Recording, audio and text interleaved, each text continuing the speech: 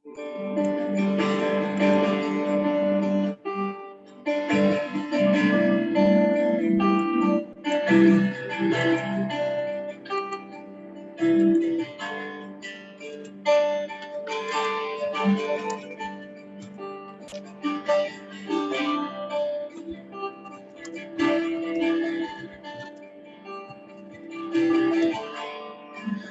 nothing worth more that will ever come close. Nothing can compare.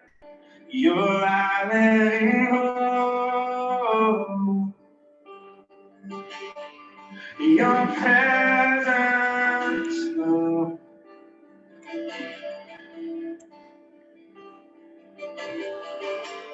Miss Monica, kita mulai saja ya.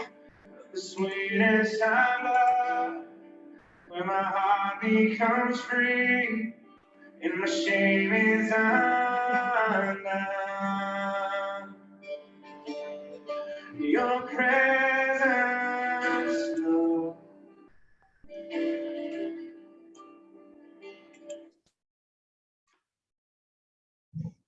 Selamat pagi Bapak Ibu yang terkasih. Terima kasih atas kedatangan dan kesediaannya dalam Parents Webinar kali ini. Kita akan segera memulai Parents Webinar kita kali ini. Dan kami akan minta kesediaan Ibu Angel untuk bisa pimpin kita dalam doa pembuka. Thank you, Miss Bona. Silakan Ibu. Good morning, Ibu Charlotte, also parents who are already here. Thank you for your precious time and for coming here. And before we start, let's open with prayer. Sebelumnya mungkin saya sedikit testimoni ya. Buat saya Bu Charlotte itu dari pertama saya dengar dari sesi parenting dari Bu Charlotte itu, buat saya Bu Charlotte itu orangnya disciplined but loving itu, dan very dengan openness-nya tuh benar-benar real buat saya. Jadi sangat inspirasi Bu Charlotte.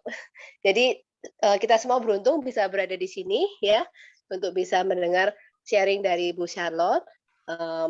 Mari kita doa dulu ya, semoga Tuhan berkenan untuk hadir di tengah-tengah kita juga. Mari.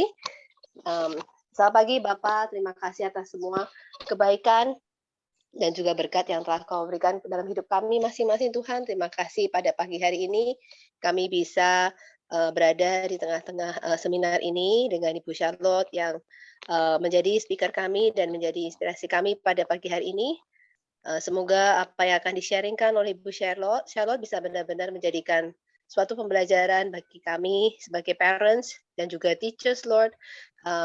Dan benar-benar kami bisa mengambil manfaat dan bisa menuliskan apa yang bisa kami menjadikan bekal untuk mengeduket anak-anak kami ataupun untuk membimbing anak-anak kami di dalam keluarga. Kami serahkan waktu untuk seminar ini Tuhan ke dalam tangan-Mu. Berkenan hadir dan juga sertai kami semua selama seminar ini. Terima kasih Tuhan, dalam nama-Mu saja kami berdoa dan mengucap syukur. Amin. Amin. Terima kasih Miss Angel untuk pimpin kita dalam doa. Selamat pagi Bapak Ibu, orang tua murid, dan rekan-rekan guru yang dikasihi Tuhan.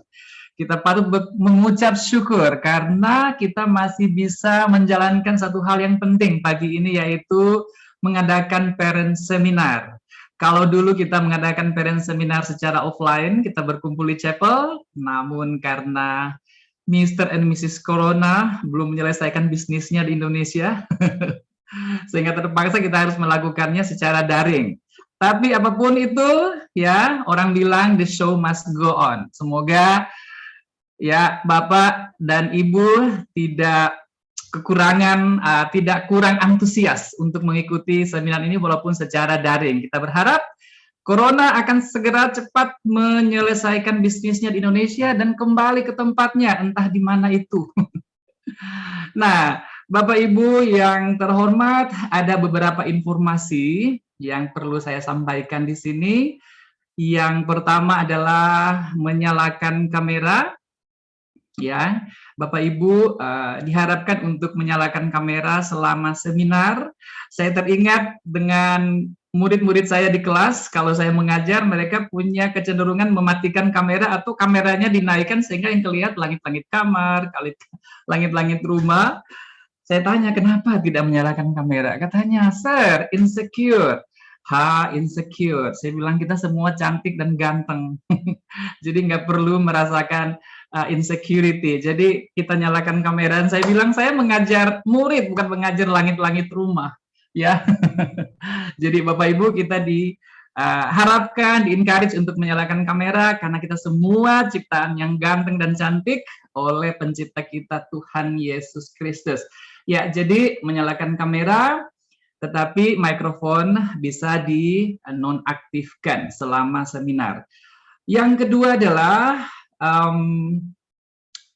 nanti Bapak Ibu akan dibagikan link untuk mengisi daftar hadir, dan di dalam daftar hadir itu ada beberapa pertanyaan, kalau tidak salah 3 pertanyaan yang Bapak Ibu bisa isi, kemudian disubmit, nanti akan dilihat hasilnya, tapi jangan khawatir Bapak Ibu karena form itu sifatnya anonymous, namanya tidak kelihatan, ya. Baik, Bapak Ibu, informasi yang kedua adalah pada saat nanti akan ada diberi waktu untuk menyampaikan. Jadi Bapak Ibu bisa berbagi pengalaman, berbagi berbagi ilmu barangkali yang sifatnya bisa memperkaya pengetahuan atau pengalaman kita. Jadi Bapak Ibu boleh menyiapkannya sekarang dan jangan sungkan untuk berbagi pengalaman di tempat ini. Dan juga selama seminar ini akan ditampilkan, akan diadakan fun prize seperti door prize, ya. Dan prize-nya itu bisa berupa food, bisa berupa minuman dan electronic fund, ya. Jadi nanti Bapak Ibu akan ditampilkan namanya, maksudnya yang memenangkan prize ini akan ditampilkan namanya. Ya, kalau seandainya Bapak Ibu nanti menginginkan slide dari presentasi ini, ya, untuk dikirimkan pada Bapak Ibu secara personal, Bapak Ibu bisa menghubungi Ibu Monica, Ibu Bona, dan Ibu Sonia. Nah, di slide ditampilkan alamat email mereka. Bapak Ibu bisa screenshot atau mengambil foto slide ini, supaya nanti ketika Bapak Ibu berniat untuk mendapatkan slide presentasi atau materi presentasi dari Ibu Charlotte, maka Bapak Ibu bisa memintanya melalui ketiga ibu ini, Ibu Monica, Ibu Bona, dan Ibu Sonia.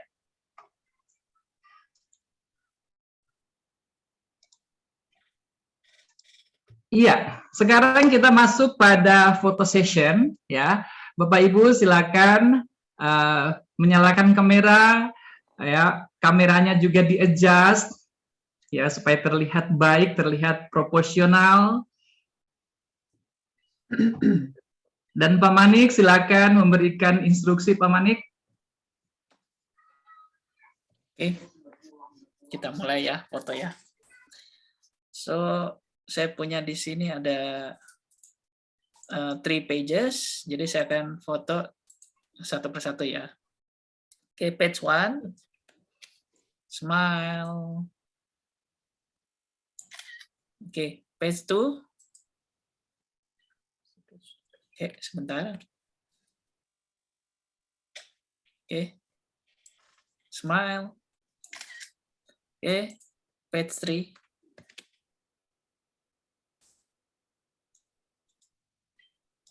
Oke.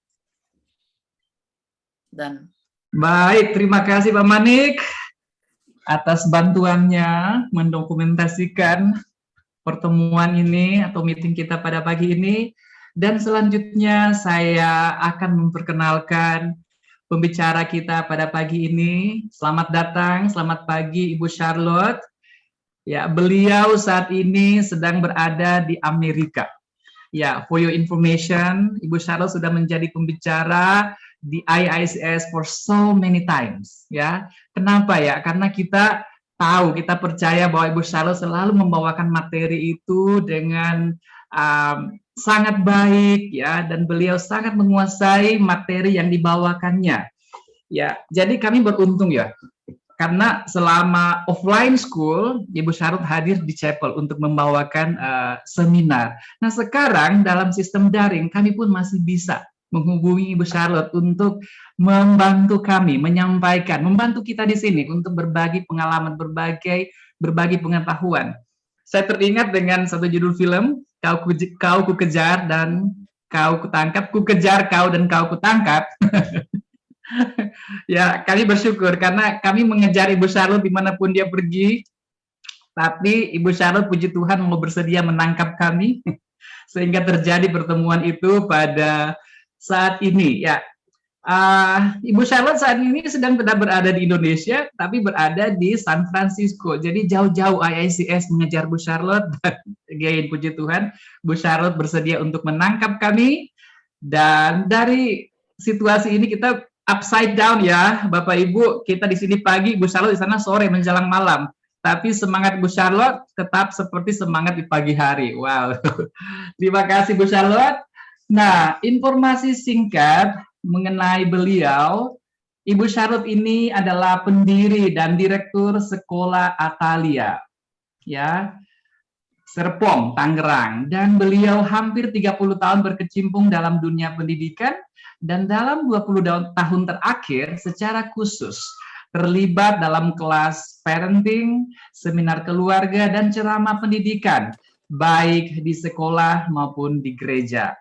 Nah, latar belakang pendidikan beliau memegang sarjana pendidikan di IK Jakarta, jurusan psikologi pendidikan tahun 1987, dan beliau juga memegang gelar Magister Pendidikan di Universitas Negeri Jakarta, program pendidikan anak usia dini pada tahun 2012, dan last but not least, beliau juga memegang gelar Magister Ministry di Seminari Alkitab Asia Tenggara Malang pada tahun 2013. Ya, demikian informasi singkat mengenai Ibu Charlotte yang akan menjadi pembicara kita pagi ini. Nanti mungkin beliau akan menyampaikan atau memperkenalkan diri lebih mendetail lagi. Waktu saya serahkan kepada Ibu Charlotte. Silakan, Bu.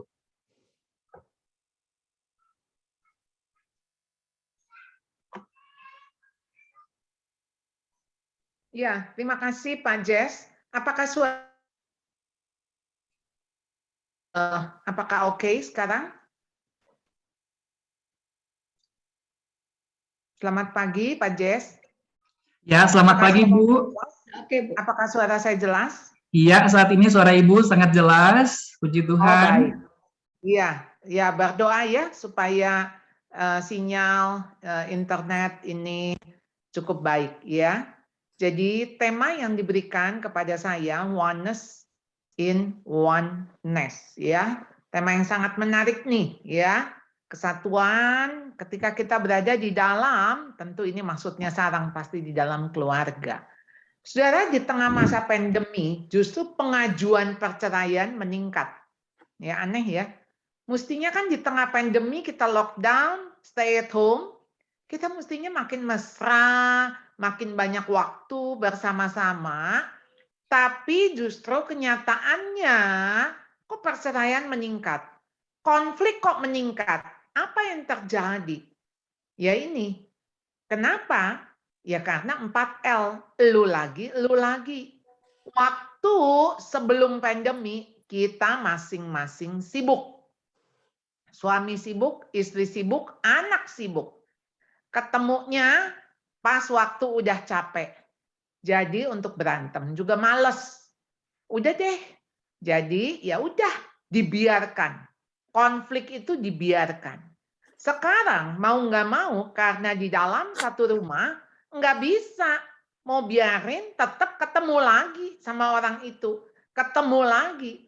Nah, di situ suasana makin panas. Tak terhindarkan ya yang namanya perceraian. Aneh ya, saya waktu melihat di Kabupaten Soreang di Bandung, itu terjadi antrian mengular untuk perceraian, gugat cerai. Sehari itu yang masuk bisa 700-800 berkas untuk gugatan cerai. Ini bukan minta sembako, ya. Dan ternyata akibat apa?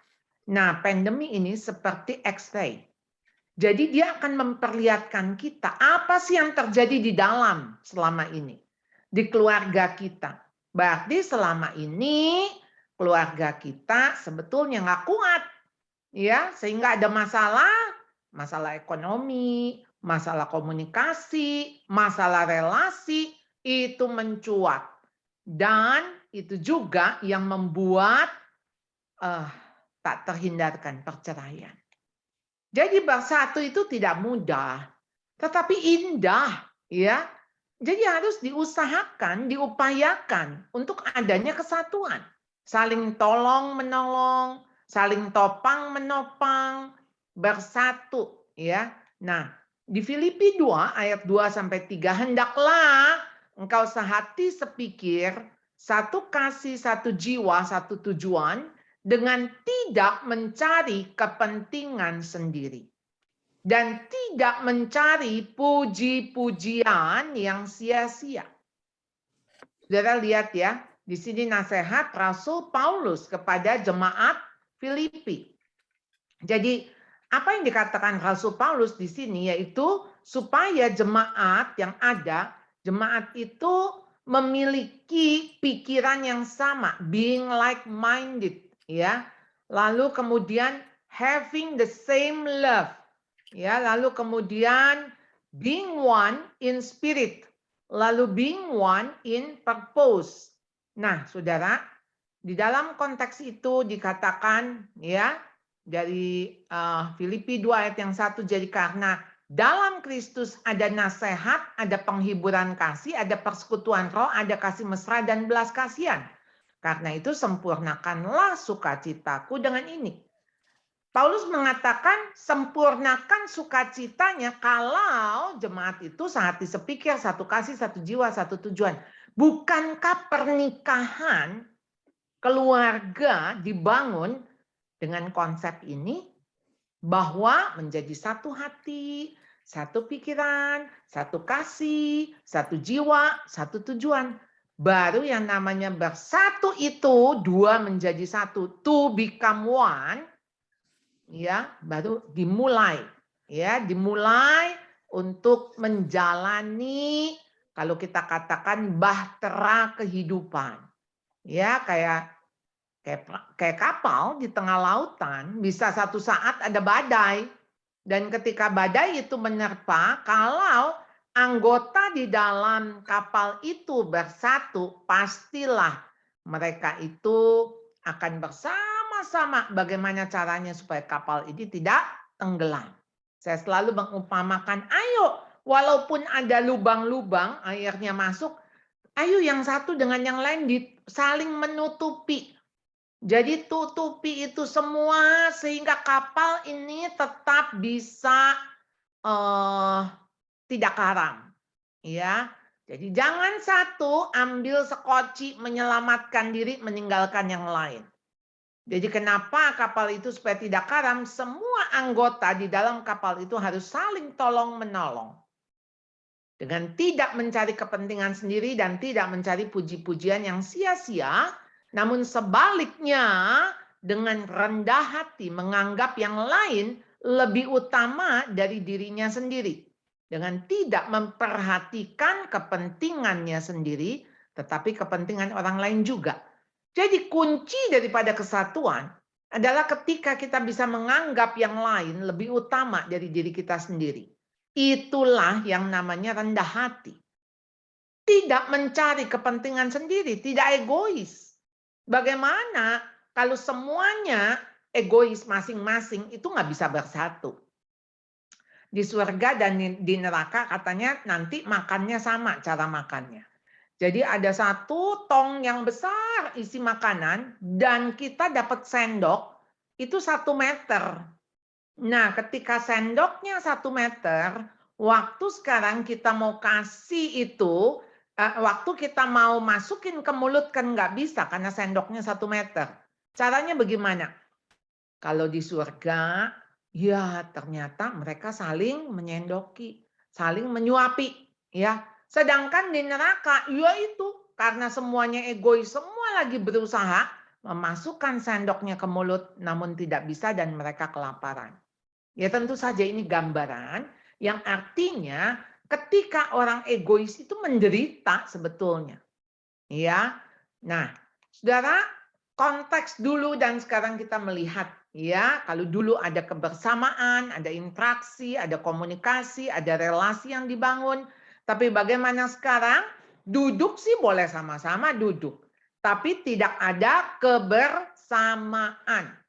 Jadi tidak ada kebersamaan, tidak ada relasi, tidak ada interaksi di dalamnya. Ya, sampai ke anjing-anjingnya aja egois ya, sendiri ya. Jadi apa yang salah? Apa yang salah? Ya, nanti saya akan kasih lihat satu klip ya.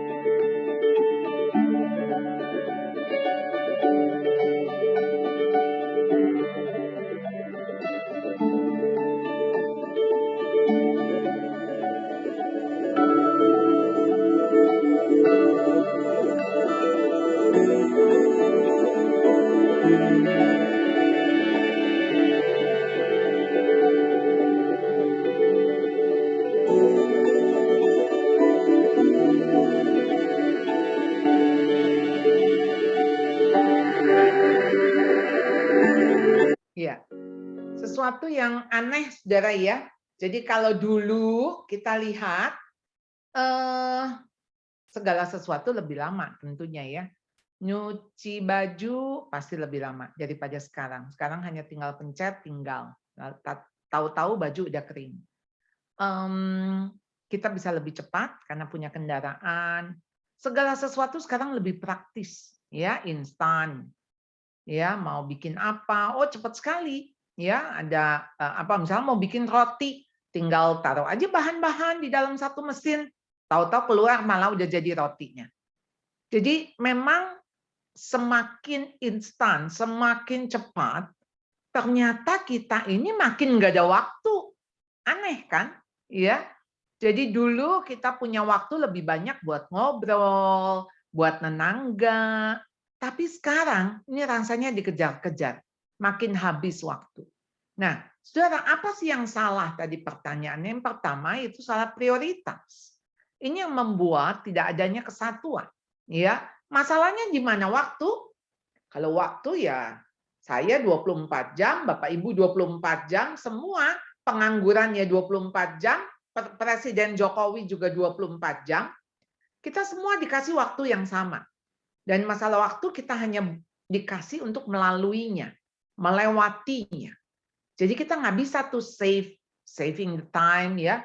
Oh, kita mau hemat waktu di dalam konteks tentu ketika kita bisa melakukan segala sesuatu bersamaan.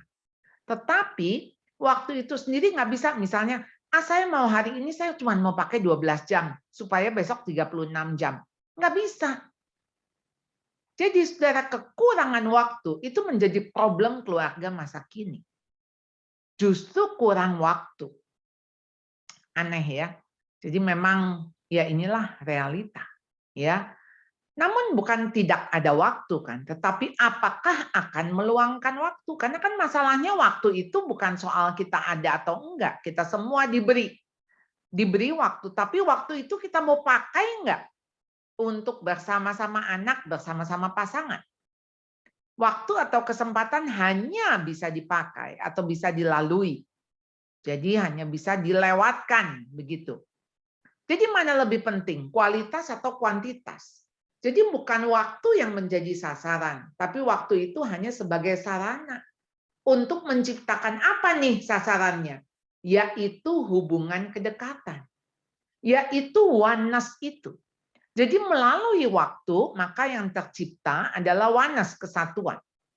Jadi tentu bukan masalah kualitas atau bukan masalah kuantitas, tapi apakah waktu yang diluangkan bersama dapat mempererat hubungan?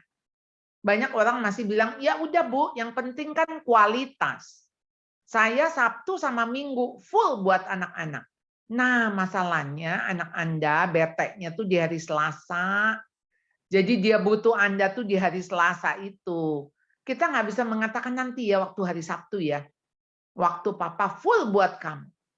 Jadi sekarang soal waktu itu bukan soal lagi kualitas kuantitas, tapi waktu itu dipakai nggak? Untuk bisa bersama-sama mempererat hubungan. Jadi sasarannya adalah relasi. Your children need your presence more than your present. Jadi anak-anakmu membutuhkan kehadiranmu lebih daripada hadiah-hadiahmu. Jadi hadiah bikin mereka senang nggak? Ya tentunya. Tetapi hadiah tuh itu cuman barang. Balik-balik lagi, kalau presence itu adalah orang. Ya, kehadiran seseorang. Dan kehadiran itu jauh melebihi daripada barang. Jadi kehadiran itu tentu saja di dalam kehadiran kita terlibat. Ya, satu dengan yang lain. Nah, saudara, never get so busy making a living that you forget to make a life. Jangan saudara sibuk nih ya, bagaimana memenuhi kehidupan ya, yang saudara harus sediakan ini buat anak sekolah, buat masa depannya. Tapi saudara lupa justru to make a life. Saudara, masalah masa depan, itu apakah anak kita nyampe di masa depan? Belum tentu loh. Belum tentu anak kita nyampe di masa depan. Kenapa sih nggak dinikmatin yang masa sekarang ini? Jadi jangan nanti, ini kan buat masa depannya, ini buat masa depannya, demi masa depan. Betul, saudara harus prepare masa depan. Tapi jangan lupa Saudara harus hidupi yang masa sekarang, yang masa kini. Di Filipi 2 ayat 3, dengan tidak mencari kepentingan sendiri atau puji-pujian yang sia-sia. Sebaliknya, hendaklah dengan rendah hati yang seorang menganggap yang lain lebih utama daripada dirinya sendiri. Saudara baru mau memprioritaskan kalau saudara menganggap dia lebih utama, bukan? Saudara baru bisa sabar, baru bisa rendah hati, baru bisa self-control kalau saudara menganggap dia lebih utama daripada diri saudara. Jadi saudara, apa sih yang kunci nomor satu daripada Wana? Selain satu kasih, satu jiwa, satu tujuan, satu pikiran, satu perasaan. Yaitu apa? Saudara menganggap dia lebih penting. Itu prioritas. Ya, sehingga yang lain boleh disingkirkan. Ada seorang ayah ketika di hari Sabtu dia lagi main sama anaknya. Bawahannya datang. Ya bos, ya mungkin mau diskusi apa. Lalu apa yang dia lihat? Bosnya itu lagi main kuda-kudaan sama si anak. Lalu waktu dia terima telepon, mau janjian meeting, dia bilang nggak bisa. Ini saya sekarang lagi ada meeting yang penting. Nah, waktu dia selesai telepon, bos, meeting penting yang apa ya? Takut mungkin si anak buahnya ini lupa apa gitu. Oh ini nih, saya lagi main sama anak. Ini meeting yang penting. Dia menganggap bahwa main dengan anak itu menjadi satu bagian yang penting. Dan di sini kerendahan hati daripada orang tua yang menganggap anaknya itu lebih utama daripada dirinya sendiri. Inilah prioritas. Yang jadi rendah hati adalah menganggap yang lain lebih utama dari dirinya sendiri. Peka dan memusatkan perhatian pada kebutuhan, pada keinginan orang lain. Dan tidak mengharapkan imbalan atas apa yang telah dilakukan atau diberikan kepada orang lain. Relasi kita bukan relasi transaksional. Yang begini, ini mama udah kerja capek-capek ya, papa udah beliin bola yang paling bagus, kamu nggak mau latihan, mama udah bayarin les piano. Semua ujung-ujungnya adalah transaksional. Anak juga merasa kalau dia dimanfaatkan untuk memenuhi ambisi orang tuanya. Nah, saudara, jadi orang-orang yang mengkomunikasikan tentang keluarga dengan rekan kerjanya dan mengkomunikasikan tentang pekerjaannya kepada keluarga mereka. Mereka tuh biasanya orang-orang yang lebih puas, lebih efektif berada di dalam dua lingkungan itu. Jadi ada balance. Ketika dia ke kantor, dia pergi keluar, dia tahu dia itu sebagai apa, dia siapa. Dan waktu dia ada di rumah, dia juga tahu dia itu sebagai apa dan siapa. Dan kalau dia bisa menggabungkan, menghubungkan keduanya, ini biasanya mereka lebih puas dan efektif berada di dalam kedua lingkungan tersebut. Yang kedua, jadi tadi yang pertama salah prioritas, yang kedua salah relasi. Sudah relasi suami istri itu bagaikan pohon gitu ya yang bertumbuh. Nah, kan pohon tuh kelihatan, tapi ada akar yang tidak terlihat. Akar itu tertanam. Sudah tahu akar dari pohon kurma? Itu waktu biji kurma ditaruh gitu ya di tanah gitu ya, disemai. Nah, saudara, selama 5 tahun yang namanya pohon kurma itu hanya baru akar. Jadi yang dia buat akarnya dulu. Belum ada tunas. Nah, nanti dia mulai bertunas setelah 5 tahun, dia tumbuh. Nah, dia baru berbuah usia 19 tahun. Makanya kenapa pohon kurma bisa 100 tahun. Jadi mengapa dari luar biasa nih waktu pacaran, waktu Anda romantis gitu ya, Anda berelasi, wah berandai-andai ya. Kenapa lama-lama jadi biasa bahkan tidak biasa? Jadi asing. Padahal dulu dua itu menjadi satu karena duanya itu dipersatukan lalu hidup ya bersatu. Enggak masing-masing. Tapi mengapa dari harmonis manis menjadi sakit dan pahit? Apa nih yang terjadi? Ya, perlu dirawat, dipelihara, diberi pupuk. Jadi pohon itu nggak bisa tumbuh sendiri. Harus ada intervensi. Demikian juga relasi suami istri.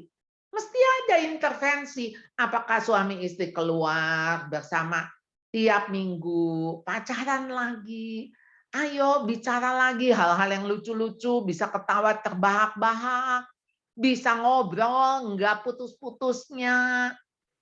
Wah, saudara, itu harus dirawat. Nggak bisa tiba-tiba seperti itu. Ya, jadi untuk menghasilkan buah yang besar, daun yang segar, batang yang kuat, ya perlu dikasih pupuk, perlu dikasih air, perlu dapat matahari, perlu diintervensi sehingga pohon itu bisa bertumbuh berbuah lebat.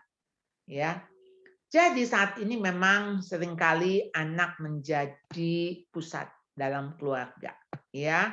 Ini memang ya mungkin setelah generasi X mulai generasi Y, anak kan cuma tinggal anak tuh hadir tuh cuma 1, 2. Jadi kalau ada yang punya anak 3, melotot ya, banyak banget kok rajin. Aduh, sebetulnya nggak ada hubungan rajin sama punya anak ya. Itu berkat Tuhan. Ada yang rajin juga kalau cuma dikasih 1 ya 1. Tetapi kehadiran anak yang makin lama makin sedikit, itu yang seringkali jadi pusat di dalam keluarga. Ya, kenapa dia menjadi pusat? Ketika anak menjadi pusat, banyak sekali pertengkaran terjadi gara-gara anak. Dan pertengkaran Anda nomor 1, rating yang tertinggi itu penyebabnya anak. Jadi anak, ya entah anak malas lah, anak nggak naik lah, anak nggak mau belajar lah, anak apa, semua pertengkaran fokusnya ke anak. Nah, saudara, kalau anak jadi pusat, maka anak menjadi dewa kecil dalam rumah. Dia tahu kok, semua about me, tentang aku, ya demi aku.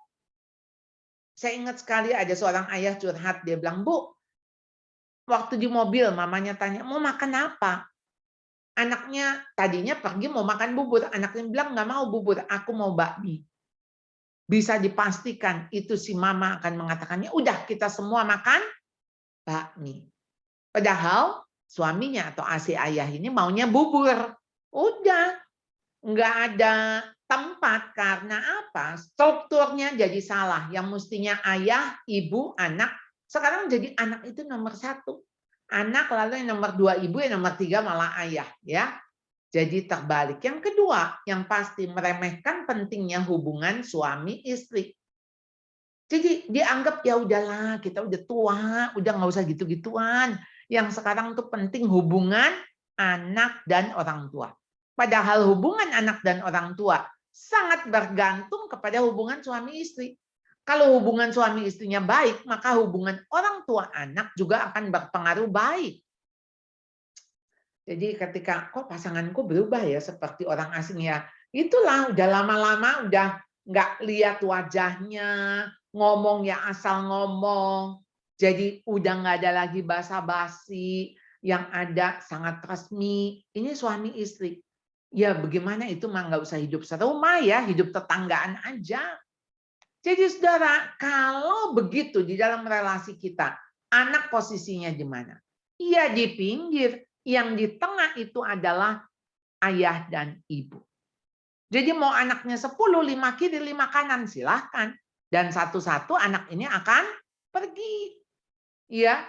Jadi kalau anak itu di tengah, ya, kalau anak itu di tengah posisinya, begitu anak itu kuliah, pergi kerja, ya kosong. Ya. Karena kan anak di tengah tuh berarti ibu, anak, bapak. Nah, anaknya pergi satu-satu, tinggal ibu dan bapak tengok-tengokan, siapa kamu? Siapa kamu?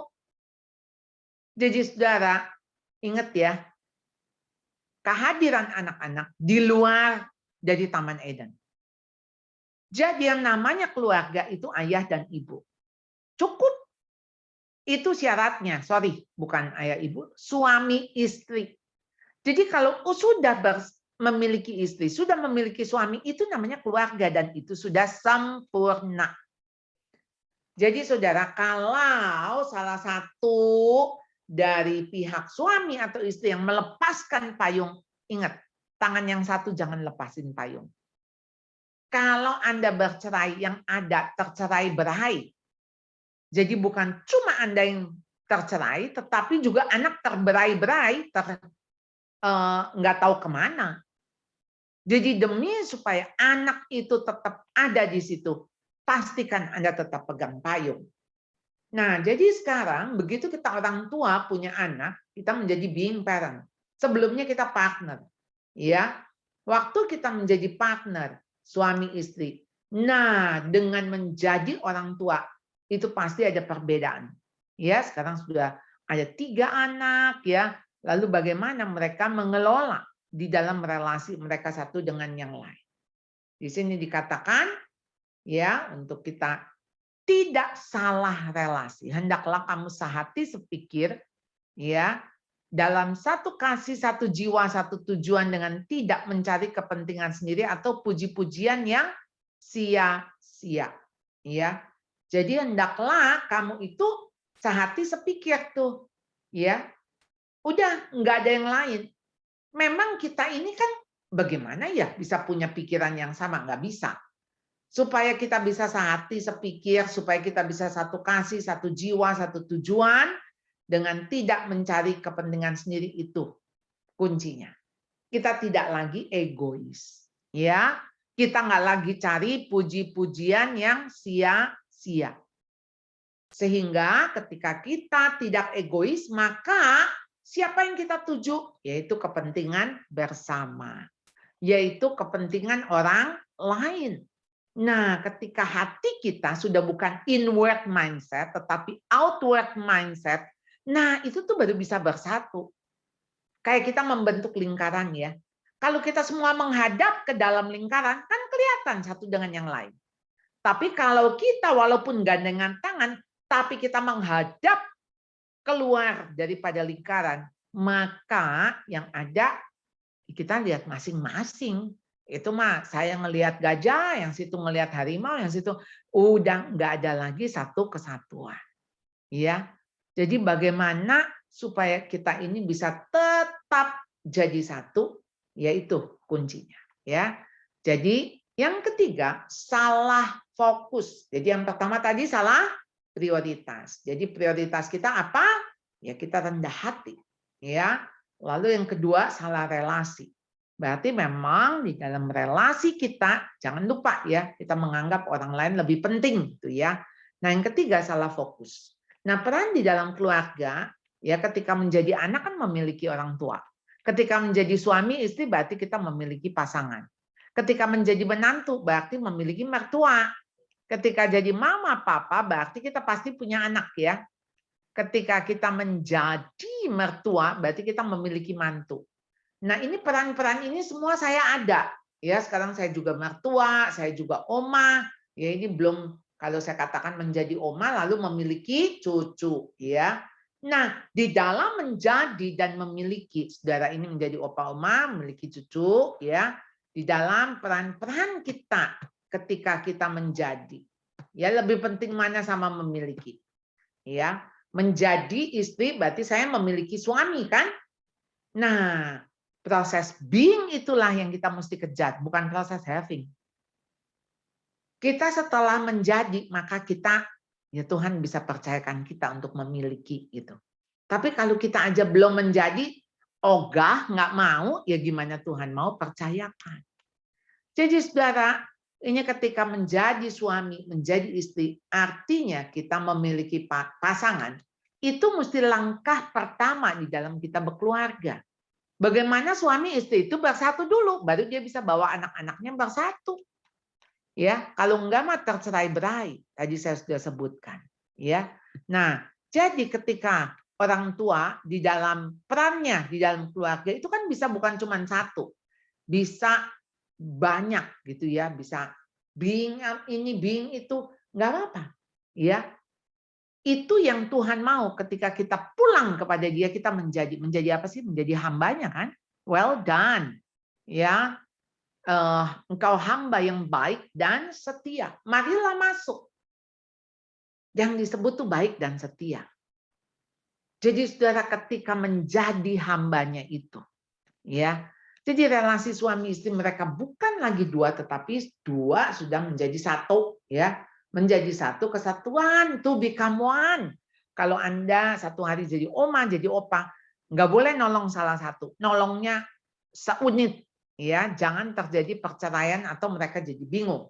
Hubungan sosial pertama yang ditetapkan dalam Alkitab, di dalam desain Allah ketika menghadirkan manusia ke dalam dunia, yaitu lembaga keluarga. Jadi ingat ya, lembaga keluarga merupakan kunci. Ya, ini keluarga ini memberikan pengaruh besar ya kepada hubungan orang tua anak. Dan hubungan orang tua anak ini yang akan berpengaruh di luar, ya, di organisasi, di masyarakat. Jadi kenapa hubungan orang tua dan anak itu harus dijaga? Ya, sangat-sangat mempengaruhi ke hubungan yang lain-lain. Waktu dia cari pacar, waktu dia cari teman, atau hubungan dengan gurunya. Jadi hubungan yang lain, nih hubungan suami istrinya harus tunduk pada hubungan yang lain, maaf. Kayak misalnya orang tua anak, kayak mertua sama mantu, kayak oma, opa dengan cucu. Itu harus tunduk pada hubungan suami istri ini. Karena memang itulah yang menjadi prioritas. Ya. Jadi menikah hidup bersatu dan berbagi hidup dengan seorang teman. Gini ya, saya ulang ya. Menikah itu kalau saya buat definisinya adalah hidup bersatu dan berbagi hidup dengan seorang teman hidup selagi sama-sama hidup. Sebab kalau salah satu sudah mati, ya Anda sebetulnya sudah bebas, nggak menjadi teman hidup bagi siapa-siapa. Anda kan menjadi teman hidup selagi masih hidup. Lah kalau sekarang sudah mati ya enggak. Tapi masalahnya kadang-kadang kita nggak mau jadi teman hidup. Jadinya teman berantem. Ya. Nah kalau udah teman berantem, ya gimana tuh suasana pasti nggak nikmat, nggak enak. Saat pacaran justru menjadi ajang latihan dan simulasi untuk belajar berbagi hidup. Nah, belajar berbagi hidup tuh yang dibagi apa? Yang dibagi adalah pikiran, perasaan, dan kehendak. Dan untuk menemukan titik temu ini saya tahu nggak mudah dari dua latar belakang yang berbeda. Makanya kenapa pacaran perlu takes time? Karena perlu sebagai ajang latihan.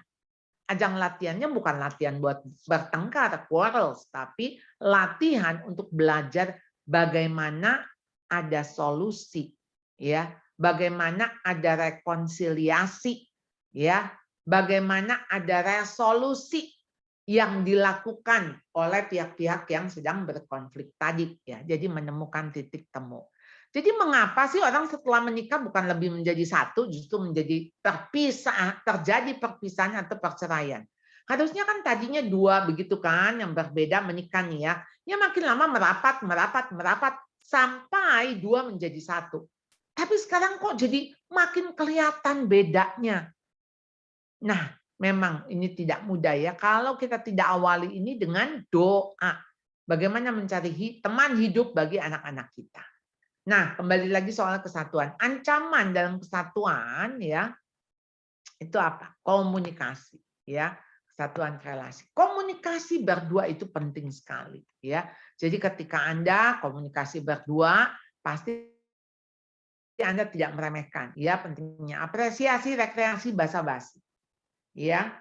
Ya mau itu basa-basi, mau itu cuman bercanda, yang penting kamu senang, saya senang. Jadi komunikasi itu tidak menghindari konflik. Buat apa peacekeeper? Jaga supaya kelihatannya aman, tapi di dalamnya wah gemuruh gitu ya. Jadi kita ini harusnya peacemaker. Jadi di tengah hal-hal yang tidak lancar, tidak baik, ya kita pembawa damai. Nah, komunikasi berdua menuju sepakat dan mufakat. Ya, kadang bukan lagi aku, bukan si aku. Yang kedua, komunitas bersama. Ya, berarti lebih besar lagi ya. Tidak ada aku, tetapi kita. Misalnya teman pergaulan. Saya akan mengenalkan kepada suami saya, ini teman kita. Bukan temanku. Ya awalnya temanku. Tetapi begitu istri dan suami menjadi satu, itu menjadi teman kita. Aktivitas bersama, ada keluarga inti, keluarga besar, pelayanan. itu jangan sampai meremehkan atau meninggalkan aktivitas yang dilakukan suami istri, yang artinya itu yang harus utama dulu. Dan kehadiran anak ini menjauhkan atau mendekatkan Anda berdua nih, ya. Wah, ada yang gara-gara punya anak jadi suami istri itu suam-suam kuku, suami istri itu bisa menyibukkan diri, hati-hati. Makanya ada keluarga-keluarga yang memang Tuhan nggak berikan karena ada tujuan lain yang Tuhan mau tetapkan bagi keluarga itu. Jadi kehadiran anak, di mana posisi anak? Tadi balik lagi, posisi anak ada di pinggir ya, bukan di pusat ya. Jadi partner atau parent jadi mana yang harus didahulukan? Hurufnya sih mirip-mirip ya. Tapi kalau partner Anda jadi orang tua dan parent itu jadi pasangan. Harusnya tidak ada pasangan yang baik tanpa dia adalah orang tua yang baik. Demikian juga kita balik. Enggak ada orang tua yang baik tanpa dia menjadi pasangan yang baik. Jadi waktu dia sebelum menjadi papa jadi mama, dia itu kan menjadi pacar, ya. Jadi waktu jadi pacar lalu naik nih pangkat jadi mama, nanti pangkat naik pangkat jadi mertua dulu, kemudian jadi oma dan sebagainya. Nah, waktu Anda punya pangkat-pangkat atau peran-peran yang bertambah, Anda tetap nggak jadi partner. Nah, itu yang nggak boleh ditinggal. Karena waktu jadi partner, disitulah kesehatian, ya, pengampunan itu diberikan. Mana ada sih pasangan yang memuaskan kita seumur hidup? Nggak ada cacat, nggak ada celah, nggak ada. Karena mereka juga orang berdosa. Tapi menjadi partner itu kunci waktu menjadi parents. Ya, jadi relasi orang tua dan anak ditentukan relasi suami istri. Ya, jadi ditentukan bukan menentukan. Jadi relasi suami istri ini yang menjadi pangkal, menjadi muasal. Tidak ada ayah atau ibu yang baik tanpa menjadi suami istri yang baik. Jadi kalau mau jadi suami yang baik, pasti dia harus jadi ayah yang baik.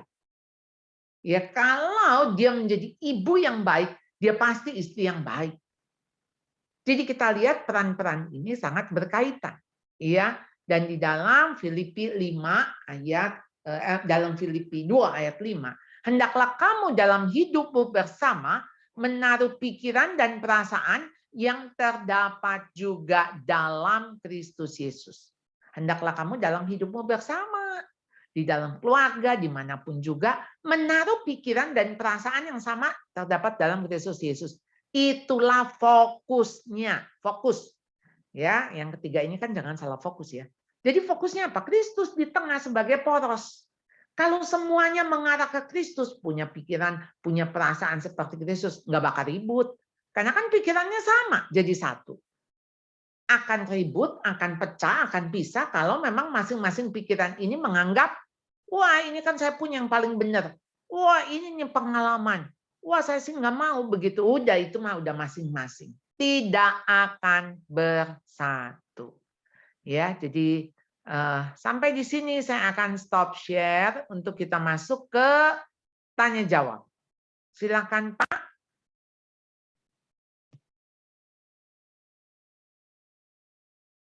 Ya, terima kasih Bu Charlotte atas penjelasan yang begitu mendetail disertai dengan contoh ya. Saya percaya Bapak Ibu mendapatkan banyak hal yang penting pada seminar pagi ini. Nah, dari pembicaraan tadi Bu Charlotte ada pertanyaan nih Bu. Tadi kan Ibu bilang bahwa salah satu permasalahan yang ada sekarang adalah salah relationship. Jadi hubungan yang salah. Nah, membangun hubungan itu kan tidak serta-merta terjadi dengan begitu saja. Maksud saya membangun hubungan yang baik itu takes process of course. Nah, apakah kira-kira Bu, dengan keadaan sekarang misalnya nih dalam keluarga sudah parah keadaannya, ya, untuk membangun kembali itu kira-kira membutuhkan waktu yang lama tidak? Supaya akhirnya nanti at the end oneness ini tercipta dalam keluarga. Kayak salah masuk tol, Pak. Jadi kalau Bapak tuh salah masuk tol, kan nggak bisa di tengah-tengah tol Bapak balik. Jadi Bapak mesti exit, habis Bapak exit, Bapak mesti masuk lagi ke tol dari awal, baru ngejalanin lagi. Jadi kayak salah keluar exit. Iya, kebayang? Pasti takes time. Kalau udah salah relasi, tadinya transaksi gitu ya, transaksional. Sekarang mau pelan-pelan balik, ya sabar-sabar. Masa anak istilahnya rusak 10 tahun mau dibenerinnya 10 hari. Ya itu proyek Sangkuriang ya. 1 hari 1 malam ya. Nah, jadi ya sabar melewati waktu-waktu yang ada. Dan saya selalu ingatkannya, not look back, kesalahan kita nggak usah dihitung-hitung, tapi sekarang kita hitungnya gini, berapa sih sisa waktu saya sama dia? Nggak banyak loh. Ya, saya mengatakan teman saya yang di SF, saya bilang ini anakmu udah remaja, nggak lama lagi tinggal 2 tahun, please deh nggak usah ngomel. Jadi gimana dong? Ya tutup sebelah mata, sebelah kuping. Ya kalau salah dibiarin. Karena yang lalu, kenapa dia bisa salah, itu kan pasti ada peran kita dong. Pasti ada sumbangsi kita. Boleh nggak? Diterima doang. Karena apa? Anda baru bisa memberikan regulasi kalau sudah ada relasi. Anda baru bisa memberikan hukuman kalau atau disiplin kalau sudah terbangun relasi. Baru works, baru bisa, karena dia baru percaya bahwa saya dihukum ini untuk kebaikan saya. Kalau enggak, dia merasanya gini, saya dihukum karena saya dibenci. Ya kan? Karena papa nggak sayang saya, karena mama benci saya, makanya saya dihukum. Ya jadi percuma lah. Yang ada kan dia begini, iya, oke, nggak apa-apa, saya terima nih hukuman ini. Tapi satu saat, one day, saya keluar dari rumah ini. Dan saya nggak akan injek lagi rumah ini. Aja, kalau udah punya niat yang seperti itu sedih banget. Sehingga tuh anak tuh lagi menanti-nanti kapan cepat lulus. Karena ingin cepat keluar dari rumah. Dan sebetulnya saat itu anak tidak siap untuk keluar rumah. Nanti kayak udah lepas kandang. Jadi begitu keluar rumah jadi liar. Ya. Jadi anak tuh kapan siap pergi kalau dia bilangnya begini, aduh mami, papi, aku tuh sebetulnya masih pengen di rumah ini. Ya, tapi ya memang aku harus keluar. Nah, itu pasti balik. Ya, intinya sih maksudnya dia pasti kangen rumah, dia pasti masih dengar apa yang kita katakan gitu ya. Kira-kira gitu, Pak? Iya, jadi membangun relasi itu bukan proyek Sangkuriang ya Bu ya, yang overnight jadi gitu ya. Oke, jadi berarti sebelum kita keburu salah masuk tol ya, jadi dari awal ya Bu, dari awal sebelum membentuk keluarga itu harus dibicarakan hal-hal yang sangat krusial seperti ini, menyangkut relasi, ya, menyangkut hubungan dalam keluarga suami istri. Nah, sebelum kita lanjut pada pertanyaan-pertanyaan yang lain dari orang tua murid, ya, sampai saat ini orang tua murid masih bisa diberi kesempatan untuk memberikan pertanyaan ya Bu ya. Bapak Ibu silakan ketik di link yang sudah disediakan oleh komite, oleh panitia. Nanti kita akan bacakan. Tapi sebelum saya menyampaikan beberapa pertanyaan dari orang tua murid, saya akan tampilkan. Tadi ada short survey yang Bapak Ibu isi ketika mengisi attendance list, ya, attendance form. Saya akan tampilkan di sini. Pertanyaan itu adalah seperti ini. Apakah Anda dan pasangan sering mengalami kesulitan untuk menemukan kesepakatan? Nah, respon dari orang tua atau responden yang mengisi form ini, di sini skalanya 1 sampai 4 ya. 1 itu jarang, 2 itu ya berarti 1 sangat jarang, agak jarang, cukup jarang, dan yang paling besar 4 itu berarti sering. Nah, berarti kita bisa mendapatkan gambaran di sini responden kita berada di posisi 2 untuk pertanyaan apakah Anda dan pasangan sering mengalami kesulitan untuk menemukan kesepakatan. Ya. Jadi di sini berada di posisi 2, boleh dibilang orang tua tidak terlalu mengalami masalah ya. Oke, berarti ini satu hasil yang baik. Ya. Kemudian pertanyaan yang kedua. Ya. Pertanyaan yang kedua adalah apakah anak akan datang kepada salah satu dari Anda ya, atau pasangan dalam berbagai hal. Nah, sekarang berada di posisi nomor 4. Sebentar, saya cek kembali informasi dari komite tadi. Oh, sorry, maaf, kembali ke slide yang pertama, Pak Manik. Pertanyaan yang pertama tadi, apakah Anda dan pasangan sering mengalami kesulitan untuk menemukan kesepakatan? Di sini, kalau 4 itu berarti tidak mengalami permasalahan. Di sini berarti nomor 2 ya, berarti mereka berada di posisi nomor 2, cukup ya. Kemudian pertanyaan yang kedua, apakah anak akan datang kepada salah satu dari Anda atau pasangan dalam berbagai hal? Ya. Nah, di sini berarti ya, cukup sering, sangat sering. Ya, Ibu Sonia kan, sangat sering, berarti kalau berada di posisi nomor 4. Kemudian pertanyaan yang ketiga, apakah Anda masih memiliki waktu luang dengan anak? Ya, di sini pada umumnya responden mengatakan iya.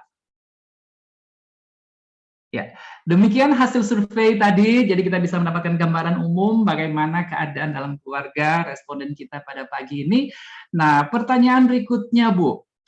Sebagai suami istri yang harus sehati dan sepikir, satu kasih, satu jiwa, dan satu tujuan. Tapi sampai sebatas apa suami atau istri melakukan pengorbanan dari diri masing-masing untuk menuju pada kepentingan bersama. Sejauh mana kita suami istri akan mengadakan self-sacrifice untuk itu? Iya, kalau nanya sejauh mana, Mas? Sejauh timur dari barat. Nanyanya sejauh mana? Ya namanya juga pengorbanan sampai titik darah penghabisan. Itulah kasih. Kasih itu sampai mana? Nggak ada. Tuhan itu ketika mengasihi kita ya, ada seorang anak kecil ya, apa namanya, mamanya tanya ya, kamu sayang mama seberapa? Segini. Segini. Oh cuman segini? Enggak, segini. Ya. Oh cuman segini? Enggak, segini. Sampai tangannya udah nggak bisa dibuka lagi. Dan Kristus sudah lakukan itu di kayu salib. Ya.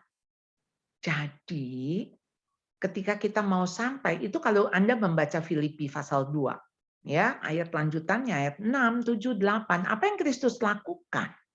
Di dalam kerendahan dia, itu titik rendahnya tuh sampai titik paling bawah. Dia tidak menganggap kesetaraan dengan Allah sebagai milik yang harus dipertahankan. Dia turun ke dalam dunia nih, dari surga yang mulia ke dunia yang kotor, yang berdosa. Dan di dalam dunia dia bukan sebagai raja, dia sebagai manusia biasa, bahkan sebagai hamba. Bahkan sebagai hamba juga dia mati seperti layaknya penjahat, yaitu di kayu salib. Karena dia mesti menggantikan dosa-dosanya orang yang paling jahat sekalipun. Dan hukuman itu harus ditanggung kepada dia. Dan Allah lakukan itu loh. Ya, makanya kenapa Allah meninggikan Kristus, ya, nama dari nama segala nama. Dan setiap orang bertekuk lutut di hadapan Kristus, ya. Nah, jadi karena ditanya, ini kita mau menyesuaikan, mau berkorban sampai mana? Kita ngelihatnya salib Kristus. Jadi kalau yang kelihatan di depan kita salib, kita mesti mikirnya gini, saya belum sampai harus disalib. Saya belum sampai disalib, berarti pengorbanan saya sampai mana? Ya sampai titik di mana ya udah, yang saya udah nggak bisa apa-apa lagi. Jadi itu yang udah maksimal, yaitu seluruh diri saya yang diberikan. Begitu, ya. Jadi memang kenapa love covers the sin. Kasih menutupi segala pelanggaran, kasih menutupi segala dosa, kasih tidak pernah berkesudahan. Love never fails. Nah, kalau sudah bicara kasih, ada batasnya nggak? Nggak ada batas. Ya. Baik, terima kasih Bu Charlotte. Jadi memang kita harus memiliki Christ-like karakter ya dalam keluarga itu.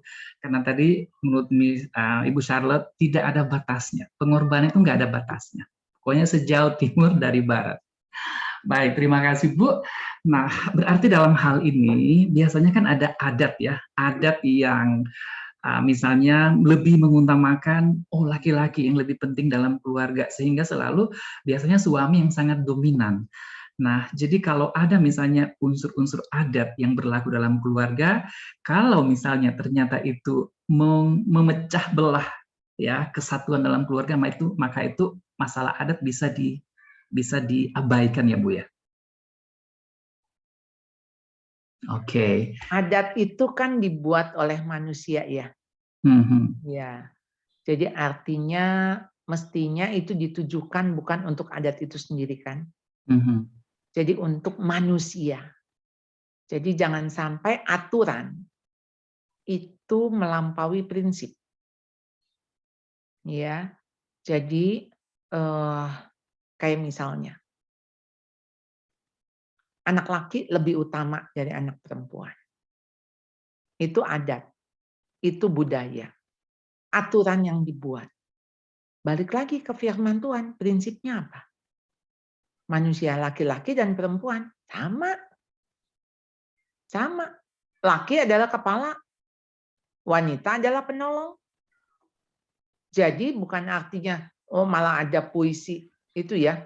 Wanita diciptakan bukan dari telapak kaki supaya tidak diinjak-injak, bukan dari kepala supaya bukan mengepalai, tapi dari tulang rusuk karena dekat di hati gitu ya.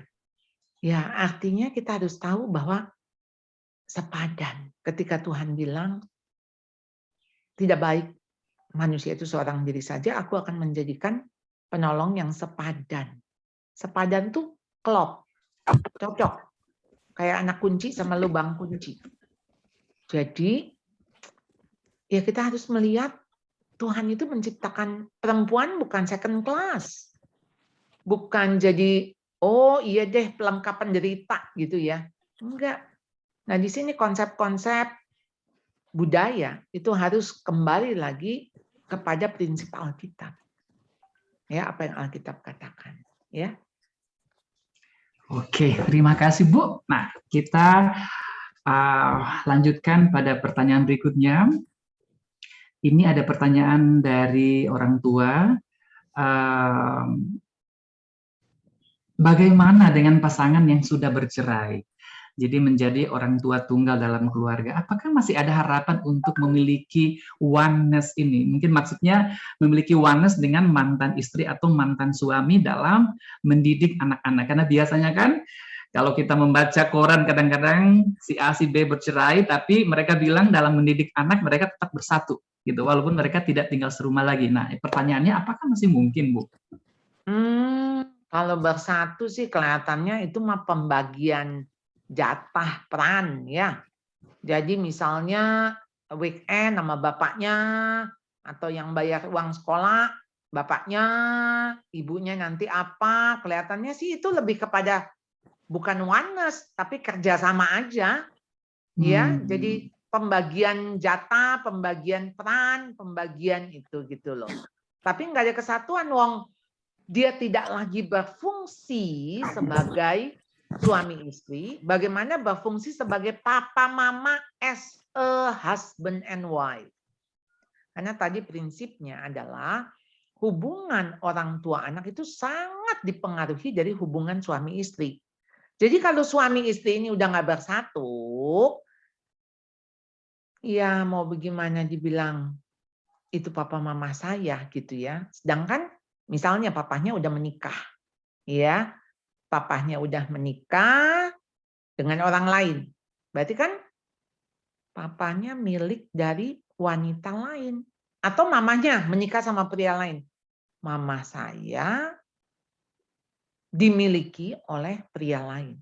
Jadi mestinya gini kan, waktu papa mama bagi anak mestinya gini. Mama saya adalah istri papa saya. Papa saya adalah suami mama saya. Nah sekarang ketika yang satu punya suami lain, yang satu punya istri lain. Jadi kan bunyinya gini, mama saya bukan istri papa saya. Papa saya bukan suami mama saya. Nah ini ada sesuatu yang ganjel begitu ya. Nah jadi ya bagaimana ya oneness itu ya kalau sudah bercerai. Saya cuma pikir begini. Tentu saja ketika itu sudah terjadi, kita kembali lagi. Nggak usah lihat ke belakang, supaya nggak hidup kita dalam fantasi. Dalam realitas saja, hidup kita udah bercerai, bagaimana supaya anak tidak tercerai-berai. Nah, jadi supaya tidak makin berantakan. Ya, berarti udah punya kehidupan yang benar gitu ya. Jadi jangan punya kehidupan yang nggak benar. Kehidupan yang benar yang artinya bagaimana mau nggak mau memulihkan luka-luka itu. Luka-luka si anak, luka-luka di dalam diri. Jadi nggak tambah, wah ngejelek-jelekin pasangan kita di depan anak. Atau peran oneness-nya itu kan menurut saya bukan, sebetulnya lebih kepada relasi itu kan. Ya, jadi ya mesti minta maaf sama anak. Karena ya ada hal-hal yang harus dia alami di dalam kehidupan yang tidak ideal ya, tetapi ayolah dari apa yang sudah retak, pecah itu pelan-pelan untuk bersama-sama mengumpulkan kepingan demi kepingan untuk terus bersama-sama bertumbuh. Jadi di dalam hal ini saya kok berharap ya suami atau istri jangan menganggap begini. Tuh, kita mah lebih baik cerai. Jadinya kita kan sekarang lebih nggak berantem. Lebih baik. Ya iyalah, lebih nggak berantem ya nggak ketemu gitu kan. Tapi bukan itu sebetulnya yang anak-anak mau kan, kehadiran sebagai papa mama. Ya, minta pertolongan Tuhan. Dan ya saya pikir di dalam setiap pertobatan Tuhan pasti akan berbelas kasihan. Ya, minta Tuhan nyatakan belas kasihannya, kemurahan hatinya supaya oneness ini yang paling penting untuk oneness dengan Tuhan. Ya, bersatu dengan Tuhan. Itu yang paling penting. Ya, Bu. Jadi kalau seandainya nih benar-benar orang tua, salah satu orang tua tidak ada dalam rumah lagi, tapi oneness itu masih bisa diciptakan nggak antara si single parent dengan anak-anaknya, entah itu ibu, entah itu bapak? Iya bisa aja, tetapi menurut saya oneness yang sesungguhnya itu Filipi 2 ayat 5. Kalau kita punya pikiran dan perasaan yang sama yang terdapat juga dalam Kristus Yesus. Jadi kesatuan kita enggak ada lain. Siapa yang bisa menyatukan kita? Hanya Tuhan. Karena yang bisa mempersatukan kita hanya kasih. Kasih Tuhan yang menyempurnakan dan mengikat kita. Ya, karena manusia itu pada dasarnya egois. Manusia itu pada dasarnya hanya mementingkan diri sendiri. Jadi ketika manusia egois, mementingkan diri sendiri, ya udah deh, itu mah pasti udah tercerai-berai. Nah, jadi oneness-nya itu didasarkan bukan cuman bukan cuman artificial, tetapi benar-benar kesatuan hati, dan itu hanya bisa di dalam Kristus tadi. Di dalam Kristus ada sehati sepikir, satu kasih, satu jiwa, satu tujuan. Ya, jadi kembali lagi back ke sana aja. Ya. Jadi tetap tercipta ya oneness in Jesus Christ antara si single parent dengan anak-anaknya dalam rumah. Betul. Oke, thank you so much, Bu. Nah, pertanyaan berikut dari orang tua adalah, suami saya cenderung memperlakukan anak sebagai dewa kecil. Apapun yang diminta anak cenderung untuk selalu apapun yang diminta anak cenderung untuk selalu dipenuhi oleh suami, dan anak menyadari situasi ini dan menggunakan situasi ini untuk mengignore apapun yang saya katakan, berarti si ibu katakan atau minta untuk dilakukan oleh anak ini. Apa yang harus saya lakukan, Bu? Iya. Jadi ini kan si ayah punya konsep anak tuh aset, anak itu komoditi. Jadi anak itu dipenuhi semuanya karena satu hari bisa balik modal, ya. Jadi ketika dia melakukan segala upaya demi anak. Itu kan kalimatnya kan, demi anak. Tetapi sebetulnya bukan demi anak. Karena kalau demi anak, Anda tuh sedang merusak anak kan? Waktu memberi apa saja yang diinginkan, itu kan sedang merusak. Bukan sedang mengasihi. Ya, itu mah satu hari anak nggak dapat, dia kecewa. Kalau udah kecewa, gantung diri nanti. Ya, jadi sebetulnya ketika sedang memanjakan anak, itu merusak. Nggak ada anak manja, nggak ada. Manja misalnya, wah nih anak nih bakatnya emang manja nih, dari bayi udah kelihatan dia manja. Nggak ada ya. Manja itu sebuah produk hasil dari konstruksi sosial, dari hasil didikan. Jadi jadinya anak manja karena dimanjakan. Nah, jadilah ketika dimanjakan dia ignore, nggak maulah dengar apa kata mamanya. Wong dia jadi nomor 1 kok di rumah itu.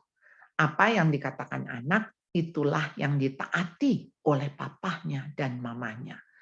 Jadilah si anak raja kecil, ya. Ya kalau sudah kayak gitu gimana nih si mama? Nah, alih-alih marahin si papa atau marahin si anak, kayaknya nggak works. Ya, jadi sebetulnya bagaimana sekarang perbaiki lagi yang sejak awal tadi saya katakan apa? Hubungan suami istri. Kalau hubungan suami istri ini sudah klop, sudah baik, nanti tinggal kita ngomong, ayo yuk, masa benar sih ya anak ini ya, wah dia jadi kurang ajar sama saya tuh. Dia tadi saya ngomong gini, dia nggak mau dengar. Dia bilang, papa kasih kok, nanti aku ke papa aja. Gitu. Nah, jadilah saatnya mulai si papa itu bertindak. Kamu jangan macem-macem ya sama mamah kamu ya. Itu mamahmu itu istri papa loh. Kamu nggak mau nurut sama mama, artinya kamu nggak nurut sama papa. Sekarang mama dan papa sudah satu tim. Ya, one team. Ya, best team. Nah, jadi kalau sudah satu tim, udah nggak ada lagi yang bisa diadu domba, dipisahkan gitu ya. Jadi misalnya, wah minta ini ke mama, minta itu ke papa. Ntar ke mama nggak boleh, tapi papa kasih kok gitu. Wah, kalau udah kayak gitu, siap-siap nih Bapak Ibu diadu sama anak dan anak akan manipulasi, ya, akan memanipulasi, ya. Iya, jadi kembali lagi tadi pada kekuatan relasi itu ya Bu ya, yang tadi poin pertama itu. Ya, terima kasih Bu. Ya, saya menyampaikan kepada orang tua juga termasuk teman-teman guru kalau ada yang mau berbagi testimoni atau pengalaman dalam membina rumah tangga yang hubungannya kuat atau erat dengan topik kita hari ini, Oneness in Oneness. Saya akan berikan kesempatan kemudian, tapi sebelum itu, jadi Bapak Ibu bisa siap-siap sekarang, tapi sebelum itu, ini pertanyaan menarik lagi Bu dari salah satu orang tua. Bu, bagaimana menjalin relasi dengan orang tua yang memang tidak mau melihat dari sisi kita, padahal sudah dijelaskan alasan dan lain-lain. Contohnya, dalam hal saya mendidik anak-anak, sudah saya jelaskan kenapa saya melakukan hal tersebut, tetapi tetap saja orang tua diam-diam kasih di belakang. Jadi rupanya kehadiran oma dan opa dalam keluarga, ya. Tadi saya tertarik dengan satu pernyataan dari Ibu Charlotte, hubungan suami istri itu harus memengaruhi hubungan yang lain. Jadi maksudnya hubungan yang lain dalam keluarga itu harus tunduk pada hubungan suami istri. Nah, ini ada satu kasus nih. Ya, Ibu ini bingung karena kehadiran oma opa itu justru memperunyam keadaan. Bagaimana nih Bu? Iya, sekarang nih saya sudah jadi oma nih. Jadi saya tahu ya. Jadi memang buat oma tuh, aduh cucu tuh udah yang kalau pergi yang diingat ya cucu gitu kan, ya. Nyenengin hati cucu lebih daripada nyenengin hati orang tuanya gitu ya, maksudnya yang si mama papahnya ya. Nah, itu tuh rupanya ada alasan. Kalau dulu kita ke anak itu udah pasti kan sayang kita, udah pasti. Iya, maksudnya kita orang tuanya kan. Tapi kalau sama cucu belum tentu sayang sama kita orang tua, apalagi dia punya oma opa di sini, oma opa di situ gitu kan. Nah, disitulah ada kayak semacam usaha atau tindakan yang dilakukan demi supaya si cucu sayang gitu ya.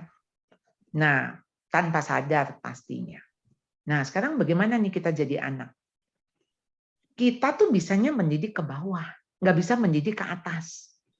Ya. Jadi kita nggak bisa mendidik orang tua, apalagi mertua. Waduh, itu bisa pecah perang dunia kelima. Tapi kita bisa ngedidik ke anak ke bawah.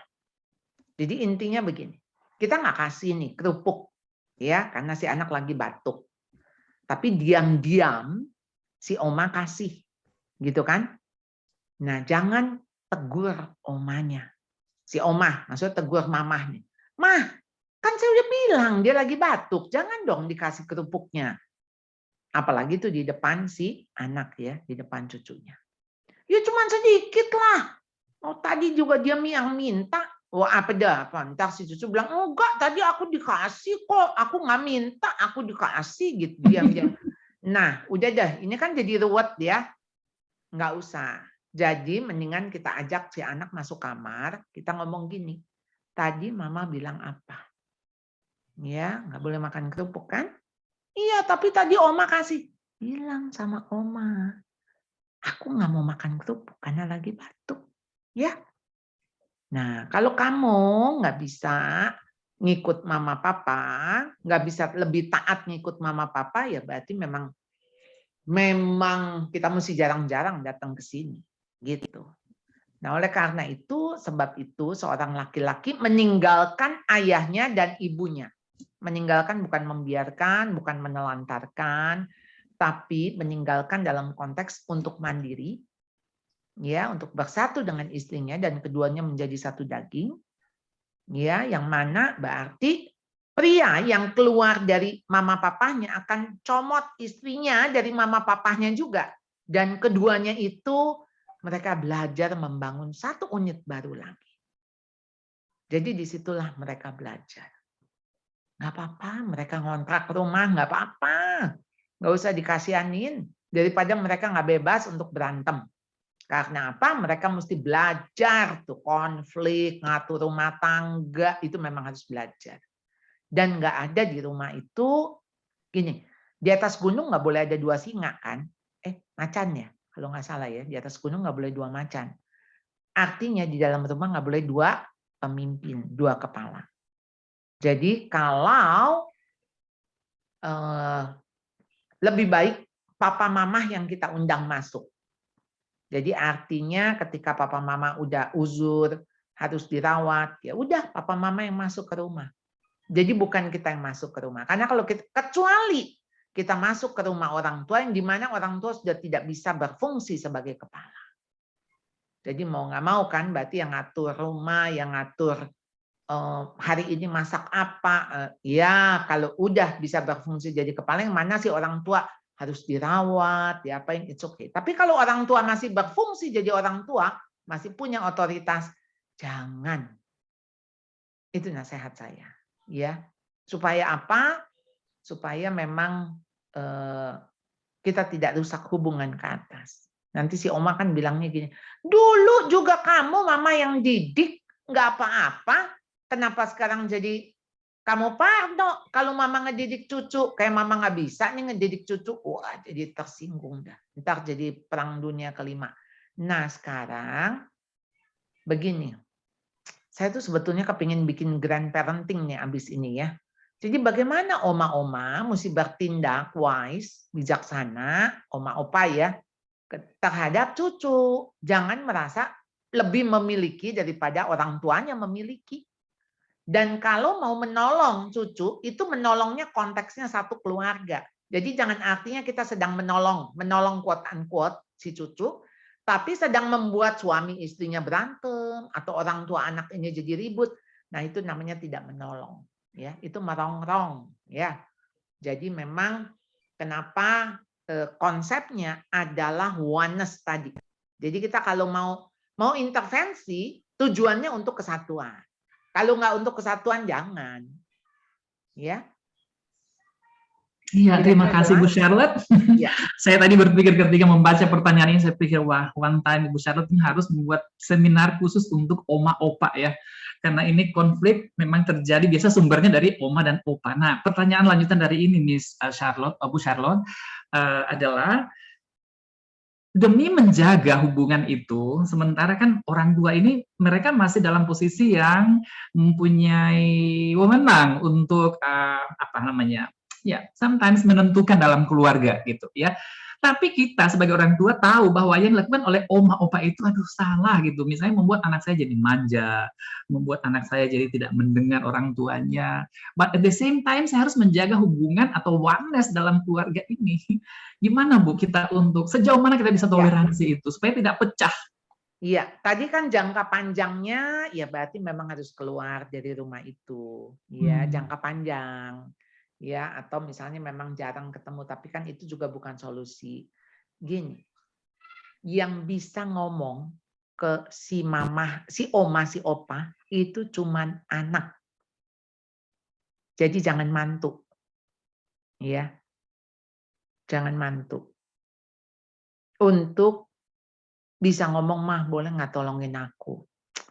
Ini nih aku udah, ini anak nih agak itu loh, mah pintar nih, cerdik nih, agak licik. Jadi dia tahu nih dia bisa memanfaatkan, ya.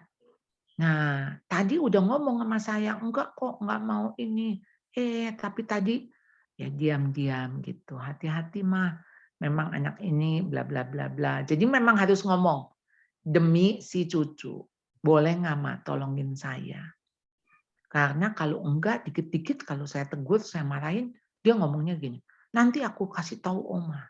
Nanti aku kasih tahu oma. Ya kan nyebelin banget ya.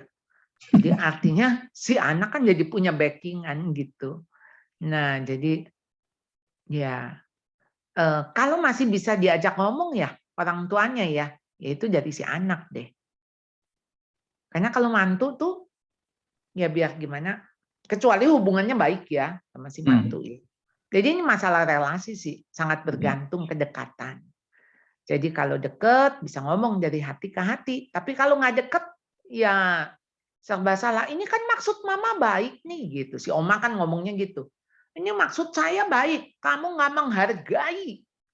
Wah, udah deh jadi drama Korea 100 jilid ya, bisa berjilid-jilid. Ibu Charlotte tahu aja drama Korea itu memang sering muncul kasus seperti ini Bu, karena di sana hierarki itu sangat kuat. Iya, jadi benar-benar kita membutuhkan hikmat Tuhan ya Bu ya, hikmat Tuhan dalam memecahkan masalah seperti ini. Baik, sebelum saya lanjut pada pertanyaan-pertanyaan lain, saya berikan kesempatan kepada Bapak Ibu orang tua murid dan juga rekan-rekan guru kalau ada yang mau memberikan testimoni silakan yang berhubungan dengan topik kita hari ini oneness in oneness. Kesatuan dalam keluarga. Disilahkan.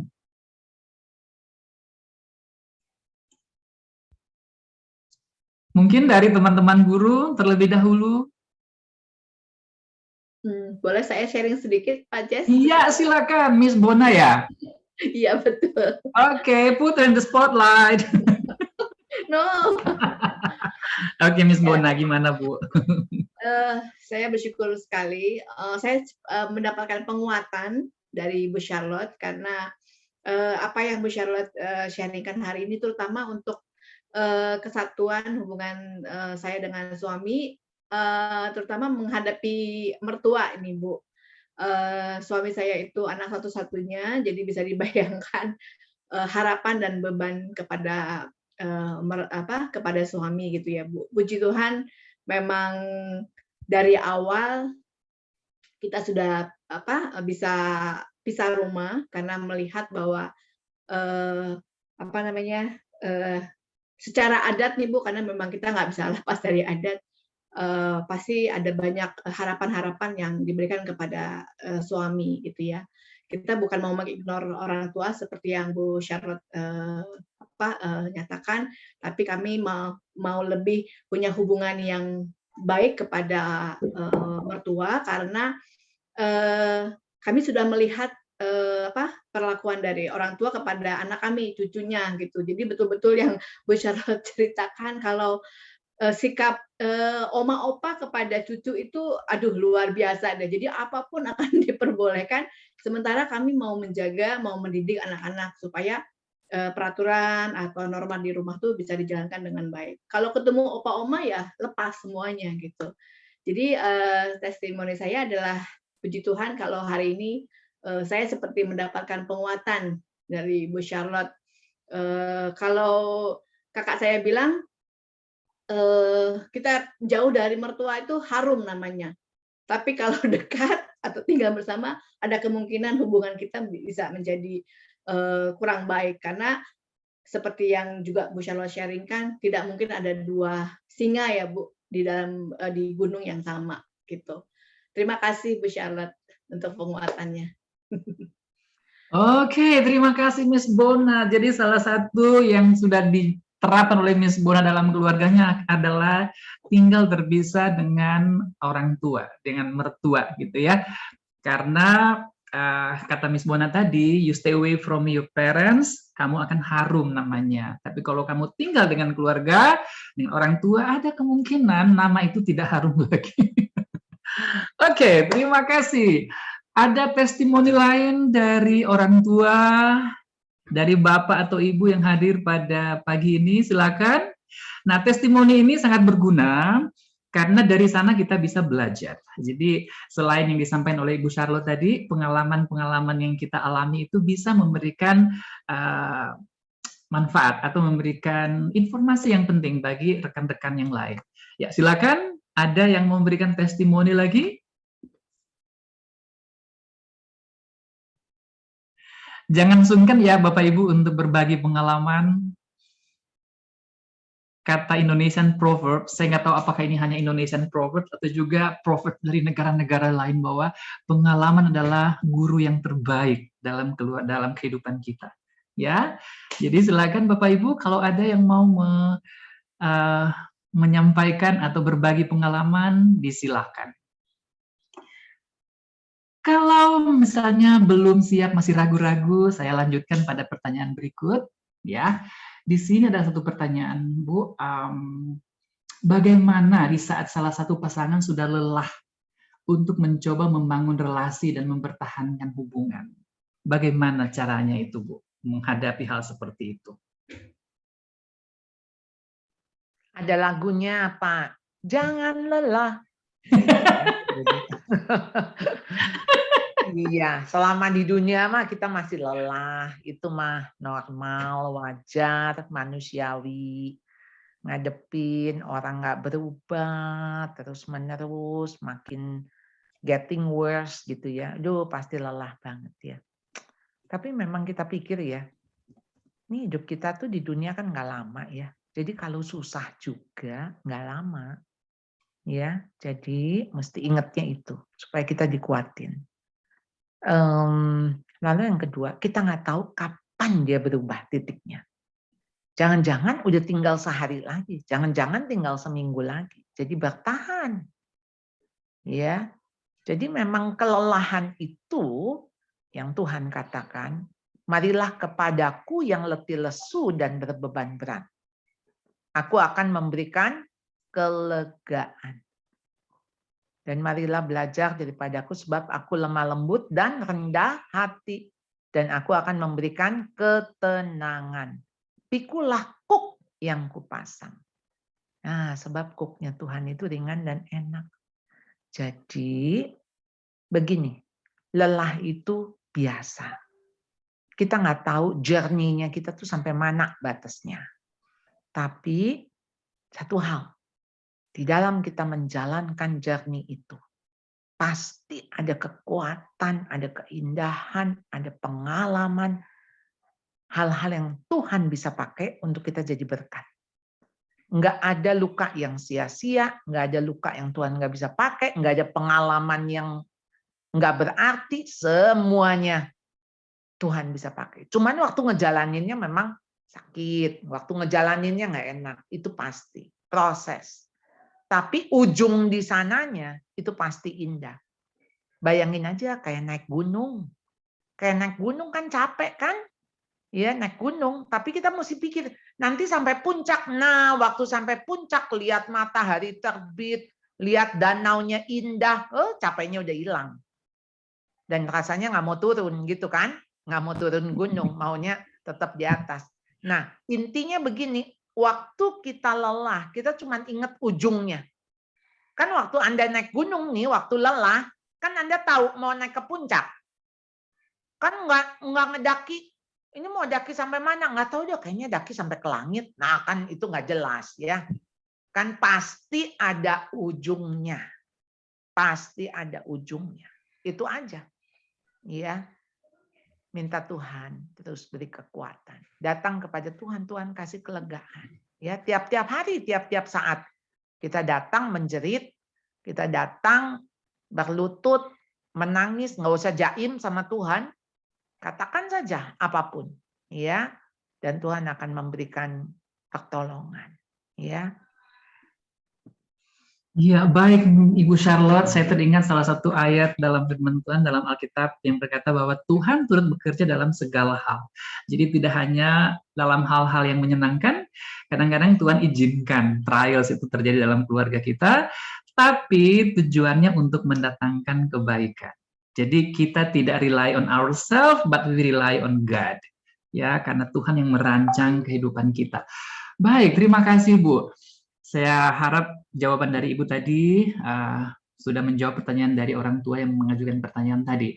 Nah, ini pertanyaan berikut adalah, anak-anak nggak bisa stop playing game atau HP karena mereka melihat papanya main game dan non-stop. Oh, dan juga nonton drakor. Wah, nonton drakor juga nih. Saya juga suka nonton drakor.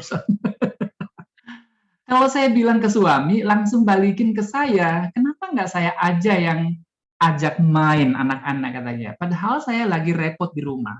Jadi orang tua, si papa lebih sibuk main HP, nonton drakor, si ibu sibuk. Jadi anak tidak ada yang ajak bermain. Gimana, Bu? Ya betul kan, si bapaknya aja ajak main sama-sama. Dan kalau perlu ibu juga main. Nah, jadilah oneness tadi. Main dulu, tujuannya bukan buat kita jadi kecanduan main, enggak. Semua jenis kecanduan itu karena loneliness, kesepian. Ya. Jadi waktu suami nonton drakor, ikut aja nempel di sebelahnya. Sambil ngupas bawang, sambil ngulek cabe. Ya, di sebelahnya. Supaya buat apa? Bukan memang kita juga nggak menikmati tontonannya, enggak. Supaya bisa get connected.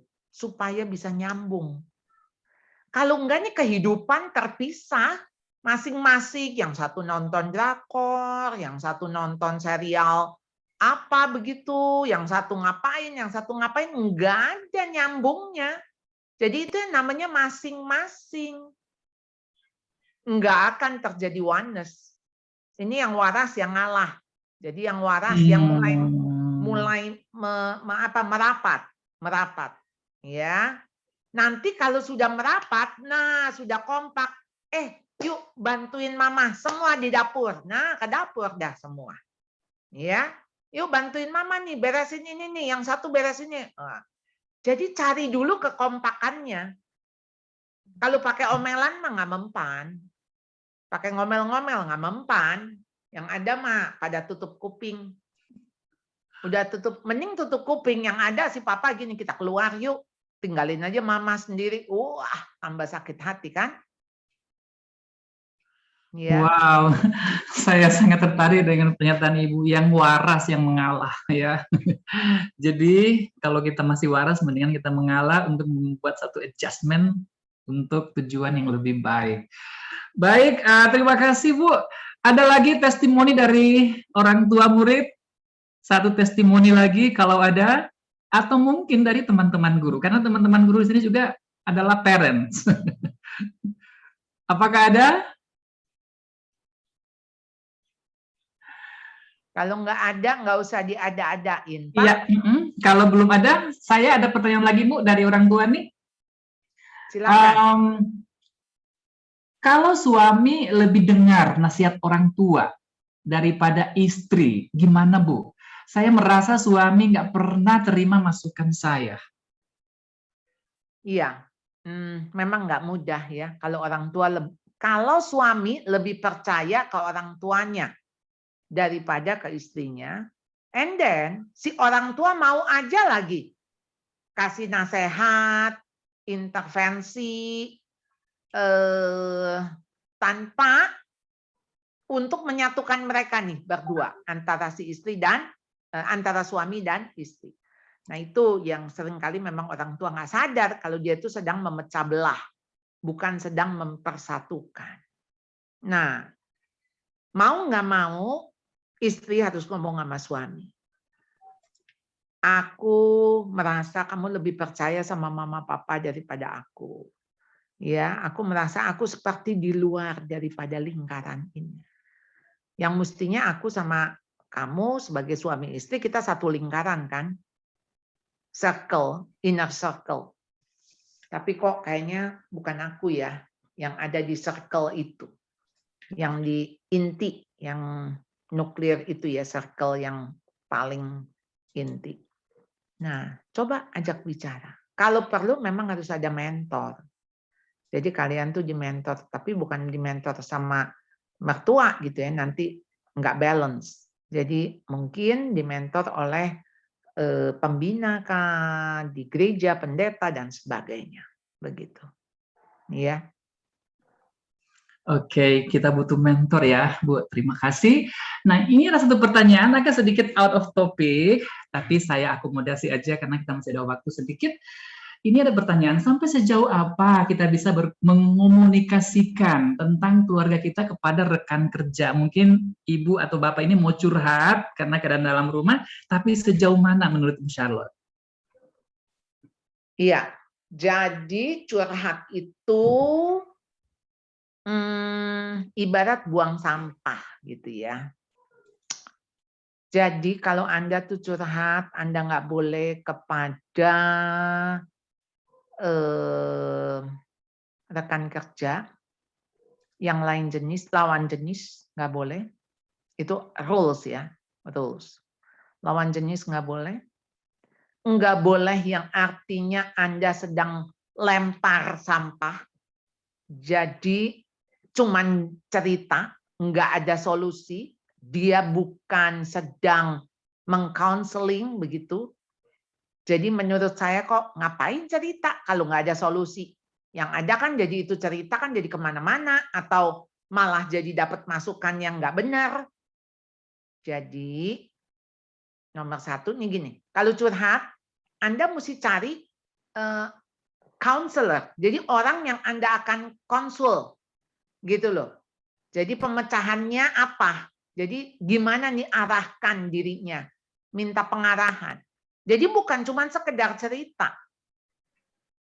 Kedua, kalau cerita itu sudah selesai, artinya udah nggak ada luka, udah beres ceritanya, Anda sudah selesai dengan diri Anda, itu namanya bukan curhat, namanya sharing life.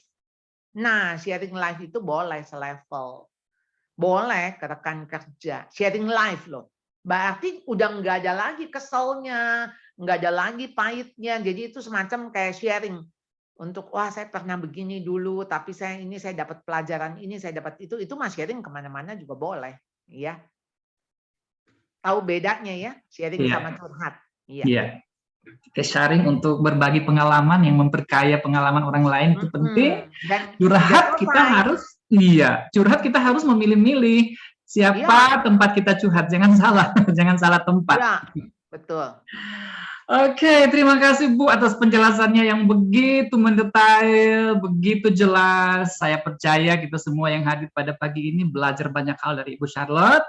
Atas nama IPK Integrated Christian School dan juga panitia yang menyiapkan seminar ini, mengucapkan banyak terima kasih atas kesediaan Ibu Charlotte untuk berbagi ilmu kepada kita. Dan saya mohon atas nama IICS, saya mohon Ibu jangan bosan-bosan untuk menangkap kami kalau kami mengejar Ibu lagi, ya. Oke. Saya akan lanjutkan dengan informasi. Silakan Pak Manik atau mungkin salah satu dari panitia menampilkan di slide. Ya, pada 29 Januari tahun depan, tahun 2002, akan diadakan Parents Webinar lagi, ya, pada tanggal 29 Januari 2022, pada hari Sabtu jam 9 sampai jam 11, dengan tema Marriage Anomalies, dibawakan oleh Pendeta Dr. Paul Gunadi. Ya, jadi Bapak Ibu, silakan untuk mencatat jadwal ini dan jangan lupa untuk bergabung kembali dengan kami di IICS. Kemudian berikut adalah pemenang untuk prize kita hari ini, fun prize kita hari ini. Congratulations to number 1, Ibu Kusuma Sari, orang tua dari Benaya, grade 7-3. Ya, congratulations Ibu. Nanti panitia yang akan mengontak Ibu ya. Yang kedua, Ibu Sofiana Dewi, parents of Wainstel, ya, grade 6-3, ya.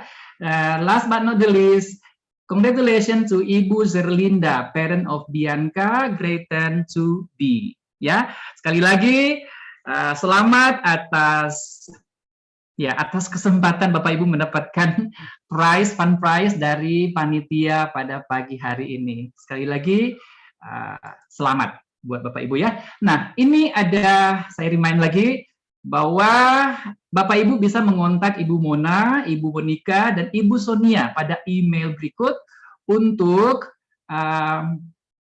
meminta slide presentasi dari Ibu Charlotte tadi jika membutuhkan. Ya.